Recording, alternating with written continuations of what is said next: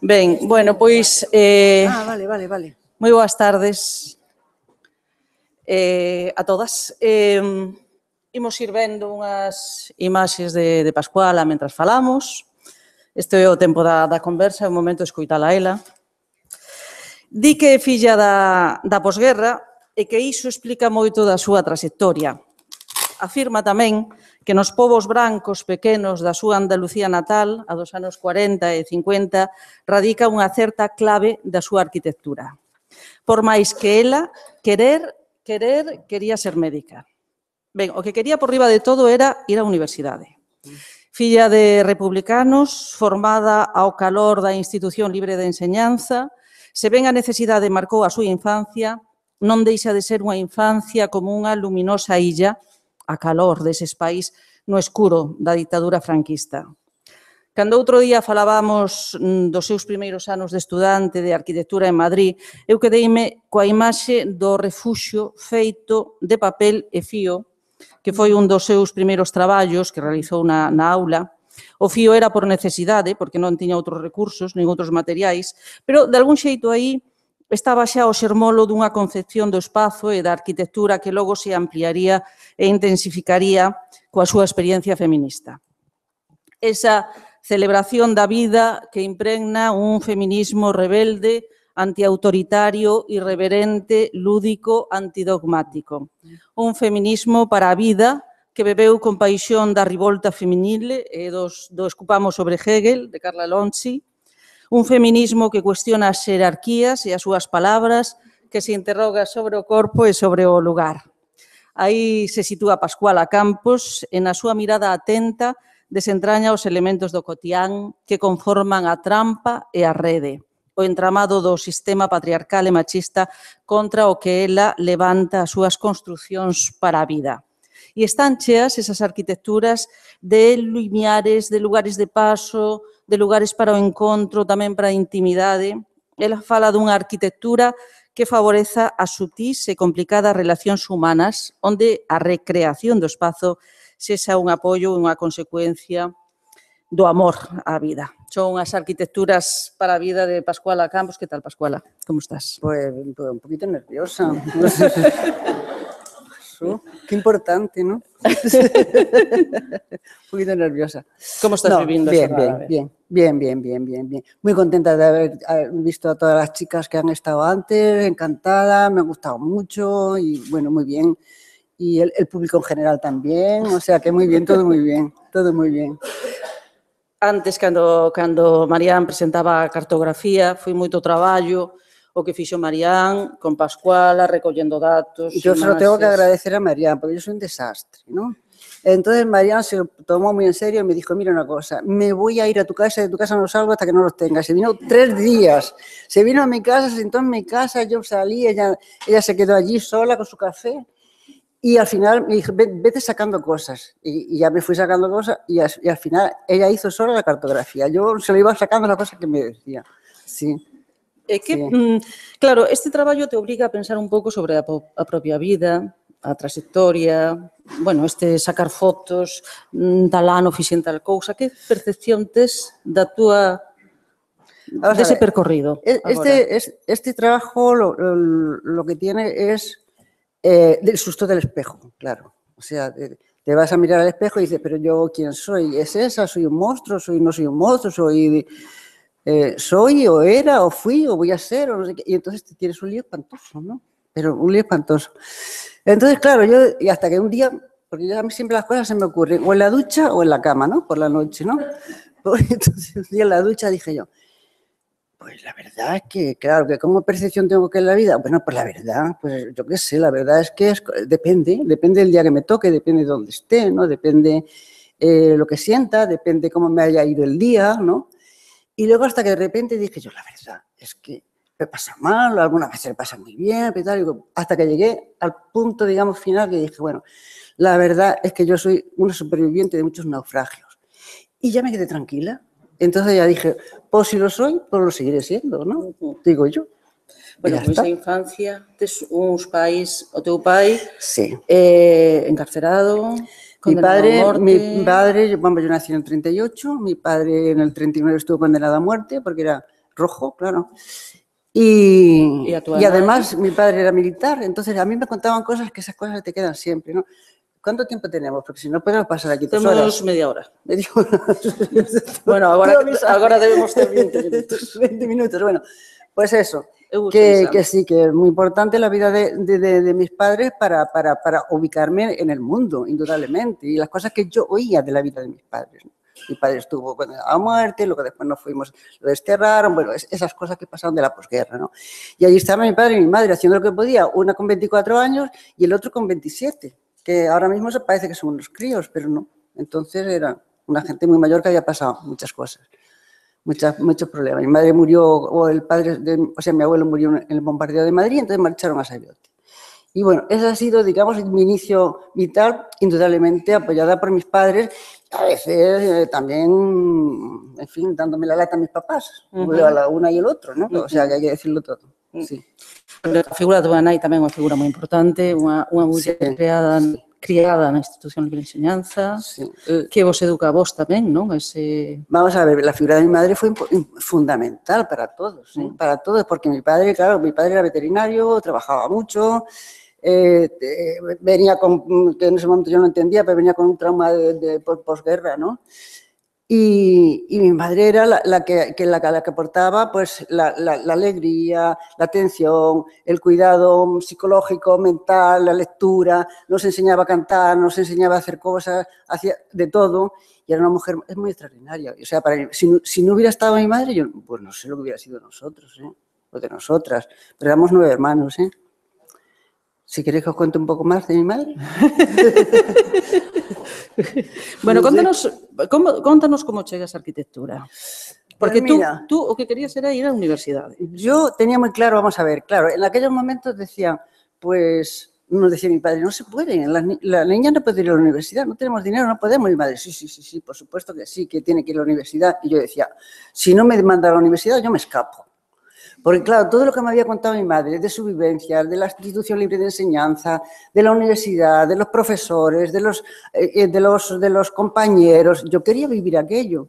Y entonces, al final, pues efectivamente, fui a hacer arquitectura. ¿Qué pasó? Que yo antes quería hacer medicina, pero en casa mi padre no me dejó. No me dejó porque había una tradición de que mi abuelo no pudo hacer medicina, él no pudo hacer medicina, quiso una veterinaria y cuando yo quise hacer medicina, mi papá dijo que no. Dije, bueno, pues ya está. Luego manté la tradición. Pues entonces al final, bueno, como dibujaba bien y como me dieron una matrícula de honor en matemáticas en el ingreso de la universidad, dije, ay, pues esta niña está muy lista, pues que vaya a arquitectura. Dije yo, pues bueno, pues me voy a arquitectura. Y luego me matriculé en arquitectura y en primero en medicina. Hice los 2 cursos a la vez y estaba muy a gusto. Y muy bien. Primero porque me había salido con la mía, segundo porque me daba la gana. Y ya está.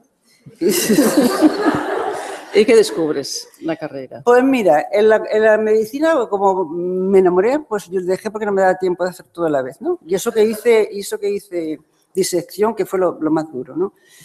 Pero luego después en la carrera lo que descubrí es lo que decían todos los profesores anteriores a mí, que era una catástrofe. La escuela de arquitectura son catástrofes. O sea, son espacios compartimentados que no están relacionados entre sí. Hay una exigencia brutal en trabajos a hacer y a entregar. Y es una auténtica catástrofe. De todas maneras, yo lo que podía pasaba. Y luego me centraba en proyectos. Pues era lo que me importaba, los proyectos. O refugio... Lo que hablabas tú del refugio, es que eso ya estaba en el segundo de la carrera, el Cano Lasso. Nos había puesto un trabajo. Que luego, fíjate tú, yo pensando, dije yo, si yo en la escuela he puesto un refugio y no me acordaba que esto podía estar ligado a esa experiencia mía del refugio, porque nos había puesto un refugio y teníamos que presentar una maqueta y yo en casa no tenía para hacer nada, no porque no tenía, entonces lo hice con papel cosido, ¿no? Y entonces ya sabes que Cano, Rita lo conocía, Cano Lasso era muy elegante y muy coqueto, entonces ya tenía 20 añitos, claro, y entonces llegaba y dice, ay, ¿esto? Y dije, esto está muy bien. Entonces, como yo decía, pues que me quiero sentar aquí porque quiero que la luz me dé en la cara, cuando ver la luna, pero no sé qué, tal. Dice, mira, Alvaralto hace lo mismo que tú. Y yo dije, ¿quién? Y entonces, a partir de ahí, dije, me fui inmediatamente a la biblioteca a ver a Alvaralto. Y entonces ahí ya empezó la historia mía con Finlandia, ¿no? Y bueno, y ahí está. ¿Y qué te interesa De quién? Da arquitectura nórdica, de Finlandia, Pues del mira, de la Barato. arquitectura nórdica, primero encontrar un lenguaje que yo entendía. Que en teoría, claro, con Andalucía y Finlandia tienen poco que ver, pues no, tienen que ver en el sentido de cómo yo vivenciaba el paisaje andaluz y los pueblos y las casas y todo aquello de la comunicación con lo de fuera, lo interior, las secuencias, las sombras, las luces, los patios, todo eso. Y luego en Finlandia es que resulta que hacen una arquitectura que está abierta al paisaje. O sea, con el frío que hace, sin embargo, estás abierta completamente al paisaje, al verde, a las plantas, también a las transiciones entre la vivienda y sobre todo lo de Alvarado, que es espectacular, ¿no? Ahí nomás también, pues yo me acuerdo que habíamos ido las primeras veces que fuimos, Ana y yo, pues estuvimos en la casa de Alvarado, ¿no? Y de Aino Marcio, pero Aino Marcio solamente está en una foto. Y entonces una señora que nos lo explicó dijo, y Aino Marcio hizo esta comunicación. Entonces pasó una corredera que va de la cocina al cuarto, a la zona de comer. Esto era esto fue una propuesta de Aino Marcio. Yo decía, pero Ana, ¿cómo Aino Marcio va a hacer solamente una corredera así? Un sitio para meter los cubiertos, esto es imposible. Entonces fue de ahí cuando Ana ya empezó a investigar qué pasaba con Aino Marcio y qué pasa. Pues pasa que se borran. Que las mujeres se borran de la historia. Pues ¿por qué? Porque la historia la siguen haciendo los hombres. Y los hombres pues se miran mucho el ombligo. Y entonces, y además se entienden muy bien, ¿no? Porque, bueno, o están peleándose o se entiende. Pero bueno, tienen ese compañerismo así de apoyarse, ¿no? Y entonces desapareció. Y entonces, bueno, pues yo reconozco que la Aino Marcio allí, y yo le decía también a una compañera, a Miriam Golub, pues decía, ¿tú te das cuenta que cuando se murió Aino Marcio, las obras de Alvarado, mira que a mí me gustaba mucho, yo le decía a mi madre, qué guapo, y decía, ay, calla, hija, no es guapo, no es guapo. Decía, pero no ves cuando estaba con las flores así, muy borracho, me volvía mucho. Yo decía, es que está guapísimo. Bueno, pues que eso que decía yo, es que las mujeres en la historia pues enseguida se barren y entonces una de las cosas que me gusta a mí de lo que estáis haciendo aquí es precisamente el enlace generacional. Porque a mí me parece que hay que reconocer. Y ahí nomás ya empezó Ana a trabajar con las mujeres, las pioneras, que es asombroso, porque son unas mujeres estupendas, tenemos amigas allí de las pioneras que son maravillosas, y entonces empezamos a decir, ahí nomás no puede hacer solamente esta corredera entre la cocina y la zona de comer. Y entonces ya empezamos a tomar contacto con las... ¿Cómo llegas al feminismo? Pues mira, el feminismo, pues como te decía, pues por la amistad. Por la amistad.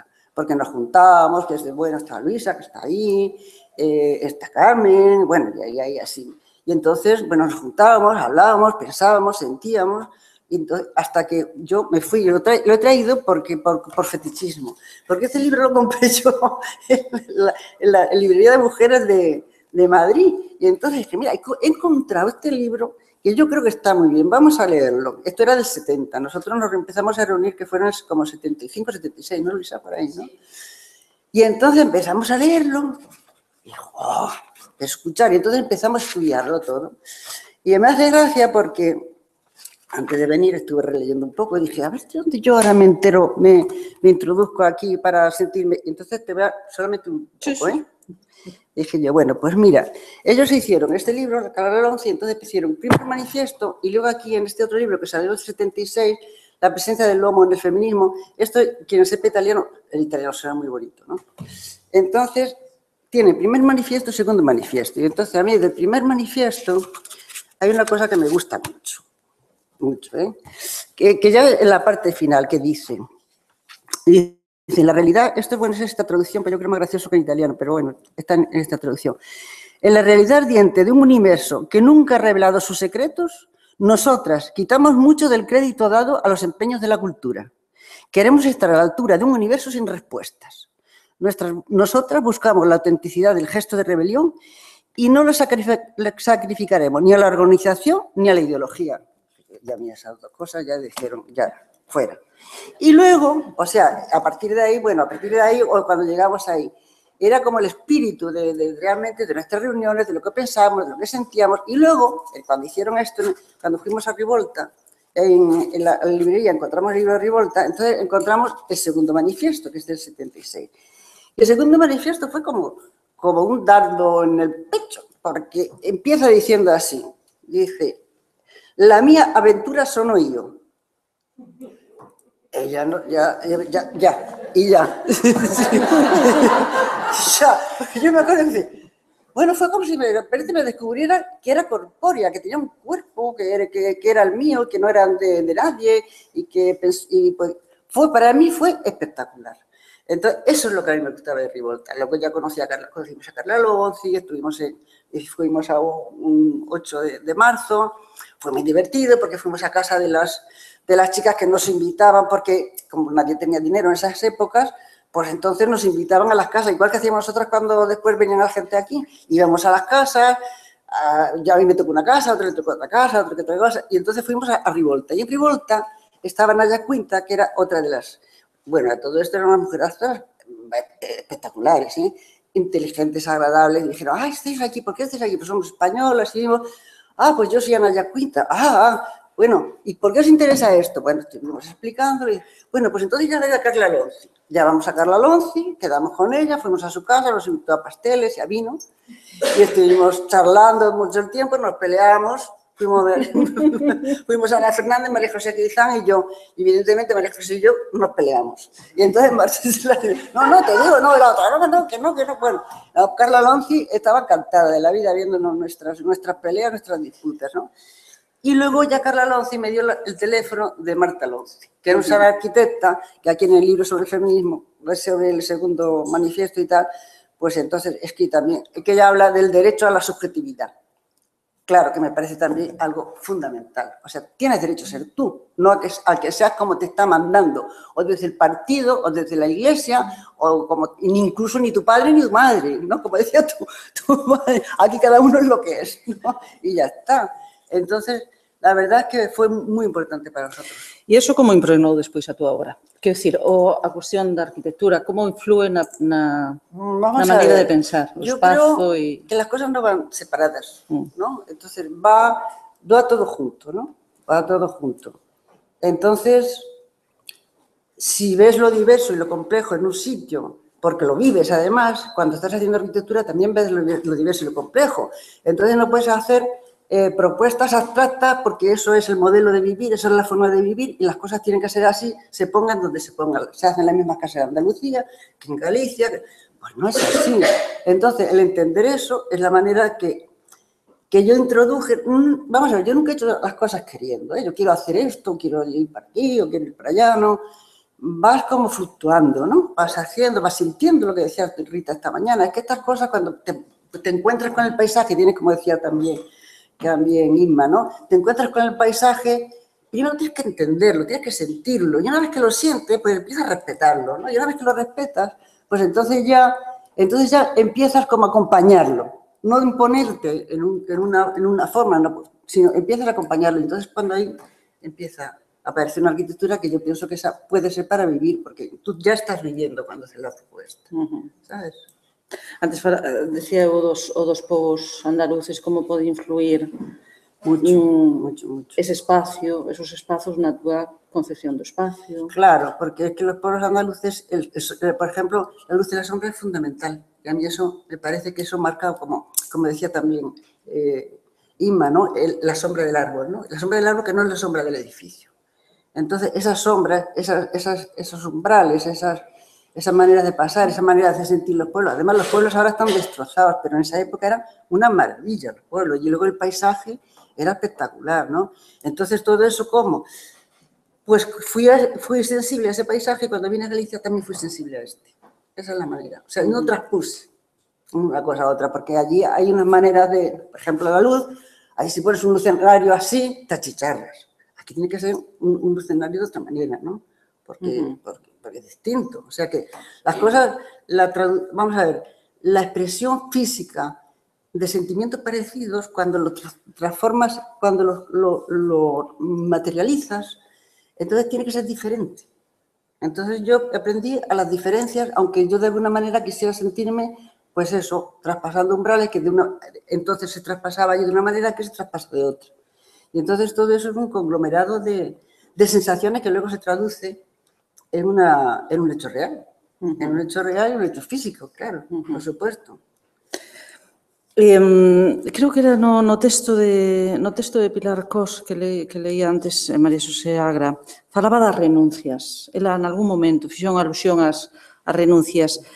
Esta maneira de vivir e de pensar implica moitas renuncias? Para mí no. Para mí no, porque... Bueno, primero porque yo después de estar en el estudio, cuando nos separamos César y yo, entonces yo en el 80, entonces yo monté un estudio con Ana Fernández y no llegaba nada, pero nada de nada. Pero bueno, luego después me fueron apareciendo cosas y entonces lo que pasa, las cosas que me fueron apareciendo fueron en concurso, bueno, cosas pequeñas, lo de Conbarro, que fue un encargo y todo eso. Tienes que pelear un poco para poder llegar a donde tú quieres llegar, ¿no? Pero no tuve que renunciar en principio a nada.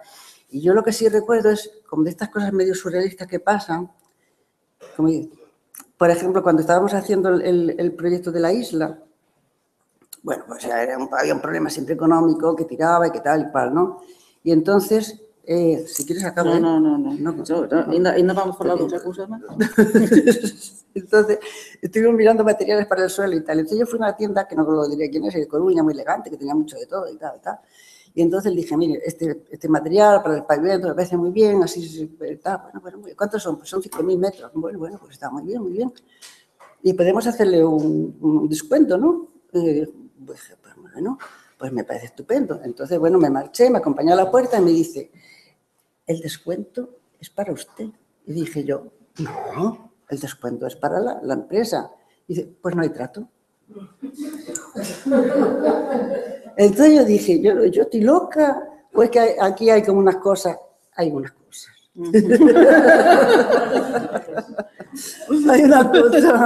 Hay muchas cosas, ¿sabes? Muchas cosas, así, pues sí, eso. Pero vamos, renunciar, pues no.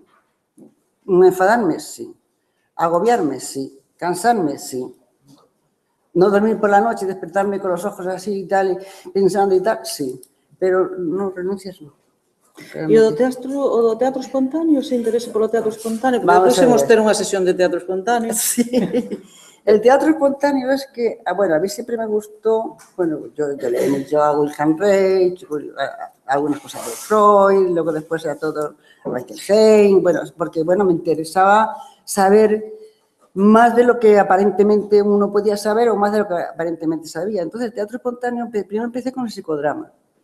Y luego ya a partir de ahí empezamos a trabajar en Pontevedra, un grupo, con una psicodramatista que vino a Pontevedra a dar un curso, entonces ya nos apuntamos al teatro espontáneo. ¿Y que el teatro espontáneo qué hace? El teatro, bueno, generalmente todo, sí, el psicodrama y por supuesto el teatro espontáneo. El teatro espontáneo lo que hace es poner en la escena, esas cosas que tú sientes y que no tienes por qué, que son subjetivas y que no tienes por qué darle ninguna formalidad. Y entonces eso hace de repente que se construya, que también el teatro espontáneo no es uno solo, sino que es un grupo, eso hace que se construya una historia colectiva que de repente emerge de una manera absolutamente sorprendente para casi todo el mundo, porque nadie se pensaba que iba a decir o iba a hacer, esas son expresiones corporales y verbales, ¿no?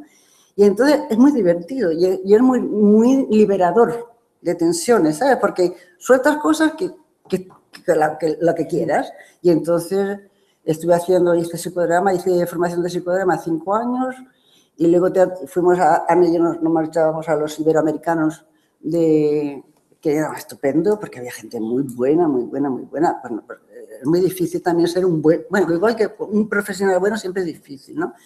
Y el psicodrama había gente muy buena y luego en teatro espontáneo también había gente muy buena. Y bueno, y luego ya seguimos con el teatro espontáneo y bueno, hasta que el grupo ya se disolvió y tal, y bueno, pero está ahí, y entonces forma parte de una formación emocional mía, claro, por supuesto, y mental e intelectual, claro, indudablemente, siempre está todo junto, ¿no? Pois logo imos ter unha... Luego vamos a hacer unha gracia con el teatro espontáneo. Ben, pois, rematamos. Pues sí. Rematamos. Non sei se queredes intervir ou damos ya Pues, damos paso á mesa xa. Damos dado ¿No? por dado, Damos a mesa. dado por dado. Pois damos.